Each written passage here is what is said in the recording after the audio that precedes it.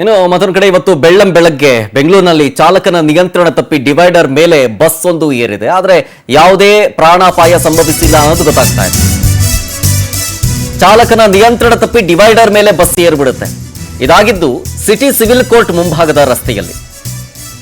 APSRTC Andhra Pradesh ಸಾರಿಗೆ ಸಂಸ್ಥೆ bus ಚಾಲಕರಿಂದ ಕೇರ್ಲೆಸ್ನಿಂದಾಗಿ ಅವಘಡ ಆಗಿದೆ.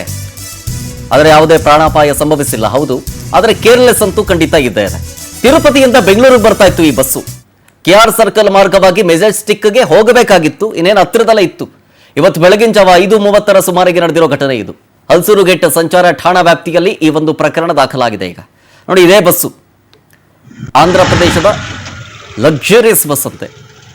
ಸೊ ಇದು ಡಿವೈಡರ್ ಮೇಲೆ ಹತ್ತು ಬಿಟ್ಟಿದೆ 5:30 ಸುಮಾರಿಗೆ. ಏನೋ ನಿದ್ದೆಯ ಮಂಪರೋ ಅಥವಾ ಓವರ್ ಸ್ಪೀಡೋ ಅಥವಾ ಯಾರಾದರೂ ಅಡ್ಡ ಬಂದರೋ ಗೊತ್ತಿಲ್ಲ. ಬಟ್ ಒಳಗಿದ್ದಂಥ ಪ್ರಯಾಣಿಕರ ಆರೋಪ ಏನು ಅಂತಂದ್ರೆ ಚಾಲಕನ ಕೇರ್ಲೆಸ್ ಇದು ಅಂತ.